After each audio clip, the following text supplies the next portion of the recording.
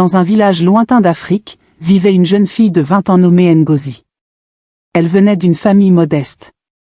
Son père était décédé lorsqu'elle avait 16 ans, et depuis lors, elle et sa mère aimante travaillaient sans relâche pour subvenir à leurs besoins. Ngozi était sans aucun doute l'une des plus belles filles du village, avec sa silhouette saisissante et élégante qui ne laissait personne indifférent. Ngozi était une fille très travailleuse.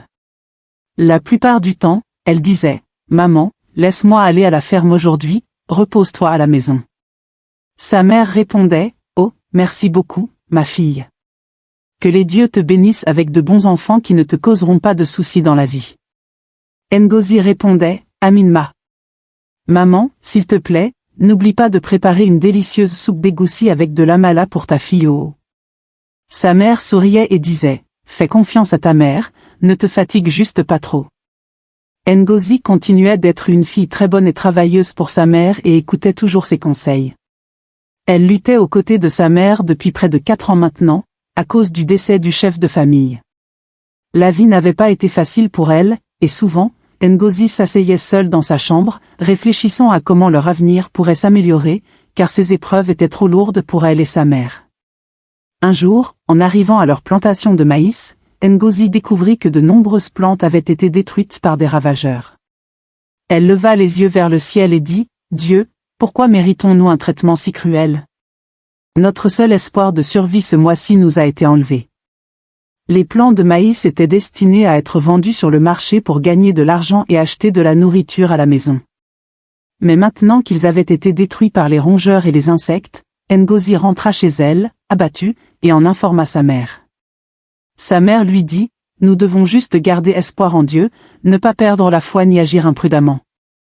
Allons travailler dans les champs des autres pour gagner de l'argent. » Le lendemain, Ngozi et sa mère travaillèrent dur comme ouvrières sur l'une des terres agricoles du chef.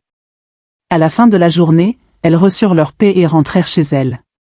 Le jour suivant, Ngozi tomba malade à cause de la fatigue accumulée la veille à la ferme et des années de labeur acharné.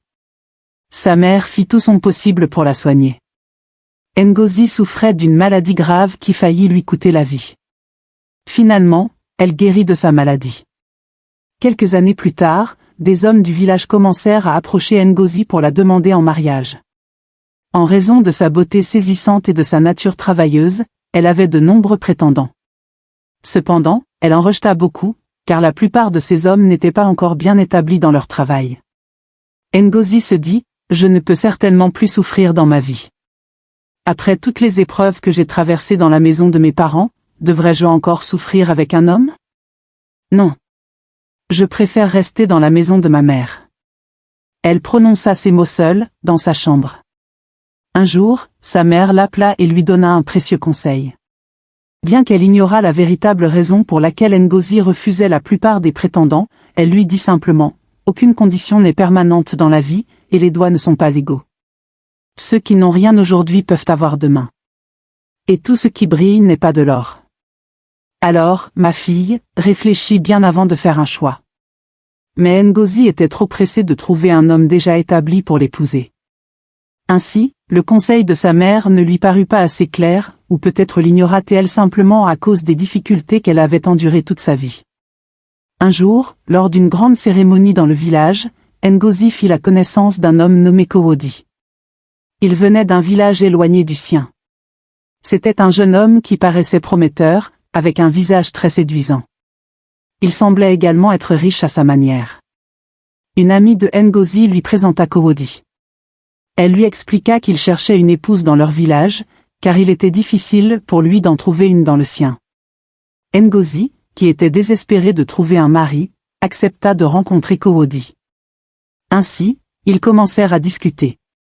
Là, Kowodi lui proposa une relation, mais elle n'accepta pas immédiatement. Ngozi dit « Quittons cet endroit et allons parler dans un endroit plus calme. » Ils se rendirent alors sous un manguier pour parler d'amour. À ce moment-là, Ngozi était aux anges, car Kowodi semblait être l'homme qu'elle avait toujours souhaité, celui qui lui permettrait d'échapper à la pauvreté. Lorsqu'ils arrivèrent sous l'arbre, Ngozi commença à lui poser toutes sortes de questions, sur son travail, son âge et bien d'autres choses, afin de savoir s'il était assez riche pour s'occuper d'elle. Et en effet, Kowodi s'en sortait bien, du moins, il pouvait subvenir à ses propres besoins et même à ceux d'une famille entière. Kowodi répondit, je ne suis certainement pas fortuné, mais je suis riche. J'ai un terrain agricole dans mon village où je plante du cacao, environ 6 hectares de terre que j'ai hérité de mon défunt père. Et grâce à Dieu, j'ai construit ma propre maison. Alors, prendre soin de toi ne sera pas un problème. Ngozi sourit et lui dit qu'elle l'épouserait. Dès lors, ils entamèrent une relation amoureuse. Finalement, ils se marièrent, et Ngozi ne vivait plus avec sa mère. Elle était désormais dans la maison de Kowodi en tant que son épouse. Malheureusement, un grand malheur frappa Kowodi au cours de leur première année de mariage. Un jour, de fortes pluies qui ne cessèrent pas pendant 5 jours consécutifs provoquèrent de graves inondations sur ces terres agricoles. Toutes les cultures de cacao arrivées à maturité, qui constituaient sa principale source de revenus, furent détruites. Kowodi était dévastée et se lamenta longuement. Ngozi le consolait du mieux qu'elle pouvait et l'encourageait en disant « Il n'est jamais trop tard pour recommencer à zéro. Tu peux utiliser tes économies pour lancer une nouvelle exploitation agricole. » À ce moment-là, Kowodi n'arrivait même plus à réfléchir correctement, il était trop déprimé depuis longtemps. Il se reprochait de ne pas avoir diversifié son activité au lieu de dépendre d'une seule source de revenus. Il regretta de ne pas avoir investi dans d'autres affaires avec l'argent qu'il avait gagné grâce au cacao et dit « J'aurais au moins dû investir dans d'autres activités, comme les cultures vivrières, au lieu de me reposer uniquement sur le cacao. » Il avait utilisé près de 70% de ses bénéfices pour acheter de nombreuses autres terres en vue d'une expansion, mais désormais, cet investissement s'était retourné contre lui. Avec le peu de capital qui lui restait, Kowodi n'avait pas d'autre choix que de tout recommencer à zéro. Ngozi, de son côté, avait le cœur brisé. Elle pensa en elle-même, « Mon rêve de vivre avec un mari riche s'est effondré. Pourquoi ma vie est-elle ainsi ?» Elle était plongée dans ses pensées. Finalement, ils décidèrent tous les deux de relancer leur activité. C'était une décision difficile pour Ngozi, mais elle n'avait pas d'autre option. Après tout, elle ne pouvait pas abandonner son mariage et s'enfuir. Ils travaillèrent dur sur les nouvelles terres agricoles qu'ils avaient acquises. Mais chaque jour, Ngozi retrouvait la tristesse dans sa vie.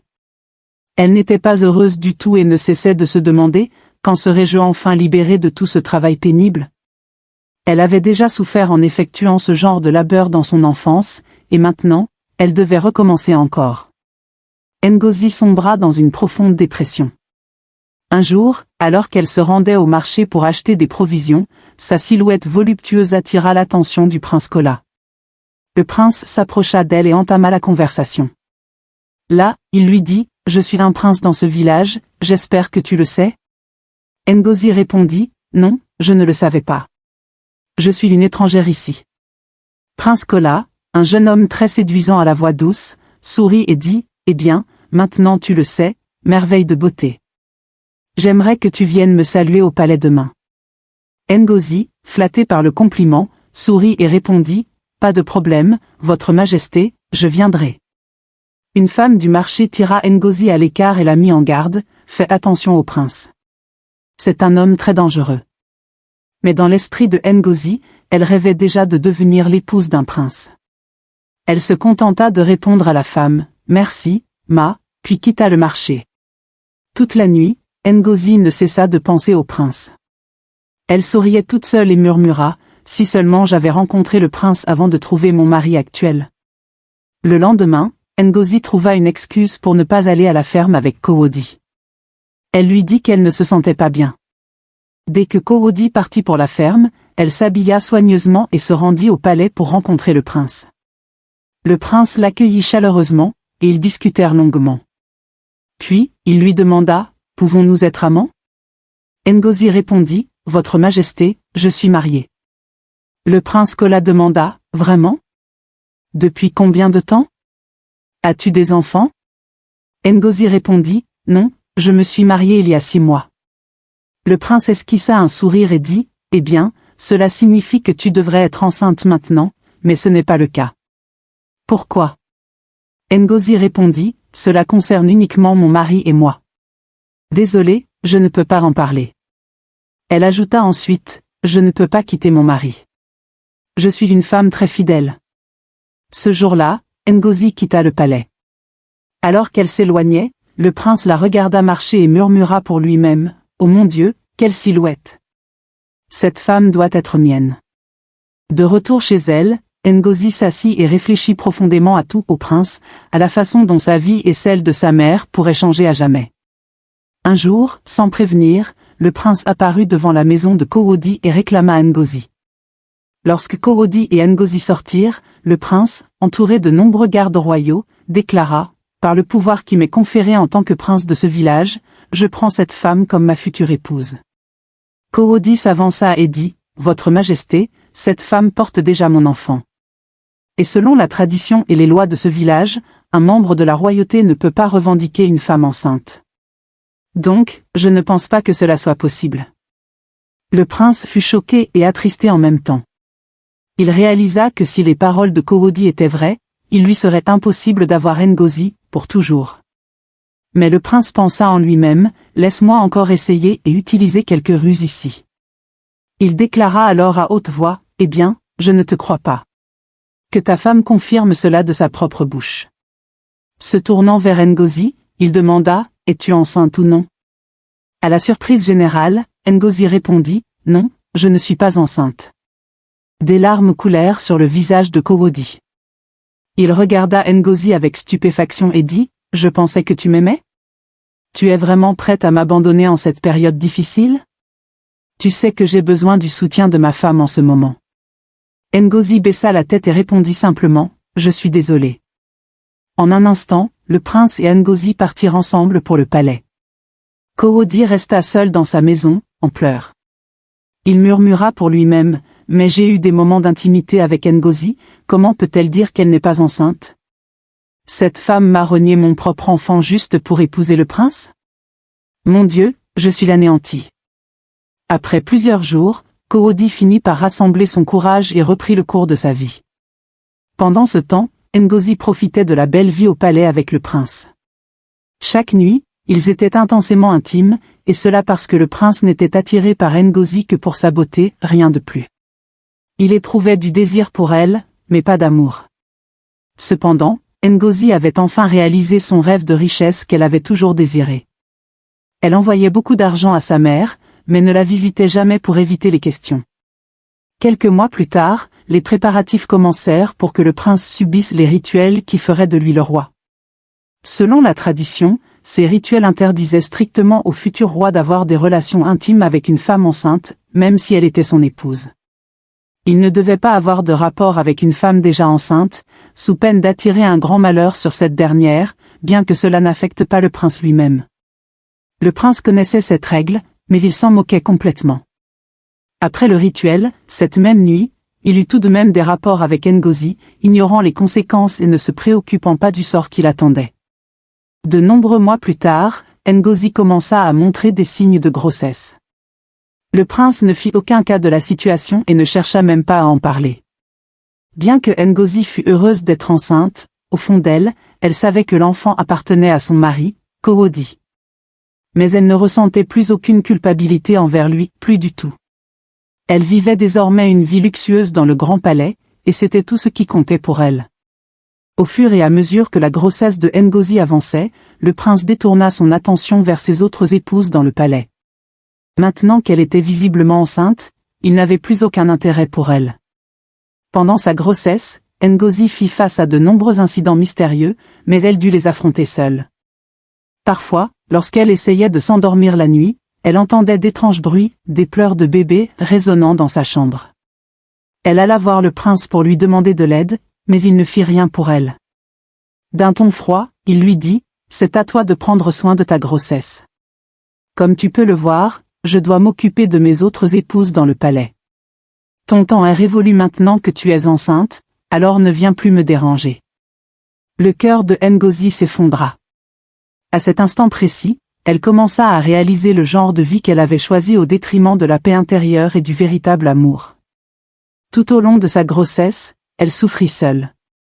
Le prince ne lui apporta aucune aide, aucune attention. Elle sombra dans la dépression, surtout à cause des événements étranges qui se produisaient autour d'elle. Pendant ce temps, Kowodi continuait à vivre seule, tentant de reconstruire sa vie. Le jour où Ngozi accoucha, l'accouchement se déroula sans complications. Le prince, ravi d'avoir un héritier, recommença soudainement à s'occuper d'elle. Cette nuit-là, il s'assit seul dans sa chambre et pensa, « Pourtant, j'ai eu des rapports avec Ngozi après le rituel, et il ne s'est rien passé. Cela signifie donc qu'il n'y a pas de conséquences. Si je n'avais pas utilisé Ngozi comme test, ce maître oracle aurait continué à nous tromper avec toutes ses prétendues malédictions. » Le prince sourit pour lui-même et se coucha.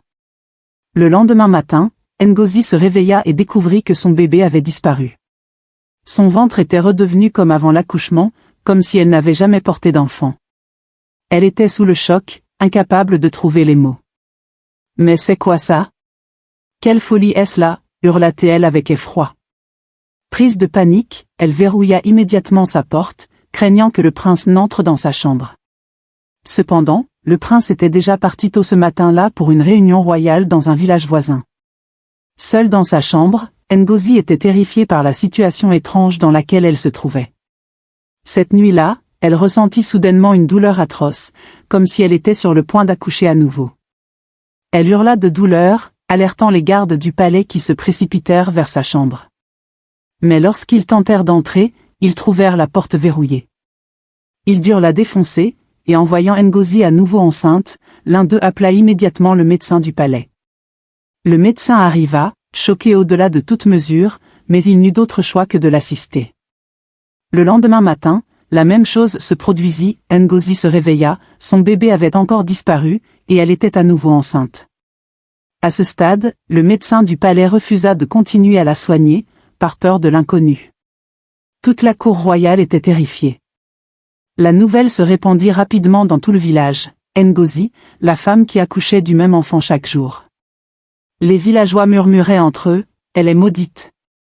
Elle doit quitter notre village avant de nous attirer un grand malheur. » Même la famille royale déclara qu'elle devait être bannie du village. Le prince, qui savait déjà d'où venait le problème, hésita un instant, puis ordonna, « Ngozi doit partir, non seulement du palais, mais aussi du village tout entier. » Ngozi pleura amèrement. Elle était toujours enceinte et ne pouvait pas marcher longtemps sans s'effondrer.